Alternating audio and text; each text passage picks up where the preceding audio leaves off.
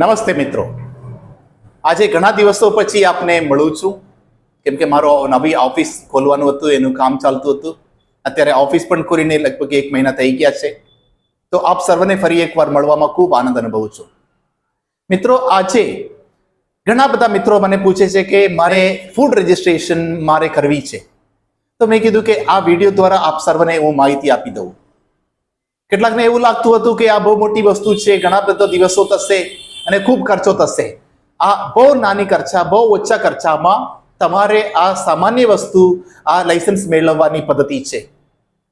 મિત્રો, દરેક જે કોઈ વ્યક્તિ નાની મોટી ધંધો કરતો હોય, જમવાની લગતા, ફૂડને લગતા, તમે નાની હોટલ ચલાવતા હોય, ગલ્લો ચલાવતા હોય કે જે કંઈ ગલ્લા કે નાની મોટી વસ્તુઓમાં જેમાં તમારે જમવાનું કે નાસ્તો કે જે કોઈ વસ્તુ હોય એને લગતા તમારે ધંધો હોય તો તમારે રજીસ્ટ્રેશન કરવાની ફરજિયાત છે. અને એ કરવા માટે અત્યારે ઓનલાઈન પદ્ધતિ છે. અને મિત્રો, એને માટે ડોક્યુમેન્ટ્સ શું જોઈએ? તમારા કેવાયસી, જે આધાર કાર્ડ કે પાન કાર્ડ તમારે જોઈએ, આધાર કાર્ડ, પાન કાર્ડ, ફોટોસ જોઈએ, અને તમારે જે જગ્યામાં તમે ધંધો કરો છો એને લગતા ડોક્યુમેન્ટ્સ. તમારે પોતાની દુકાન હોય કે પોતાની જગ્યા હોય તો એને લગતા તમારે લાઇટ બિલ જોઈએ, અને તમારે ભાડે કરાર રાખવું હોય તો ભાડે કરારનું ડોક્યુમેન્ટ જોઈએ, અને તમારે બીજું કોઈ જગ્યાથી તમારે કોઈ બી રીતે તમારે એનો પુરાવો જોઈએ.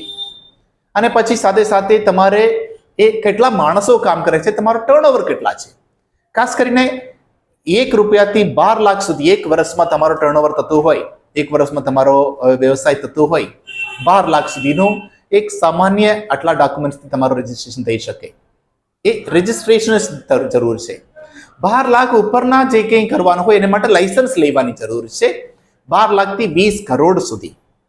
અને એ 20 કરોડથી ઉપર તમારે કરવાનું હોય તો તમારે સેન્ટ્રલ ગવર્મેન્ટમાંથી ફરીથી લાયસન્સ લેવાનું હોય છે.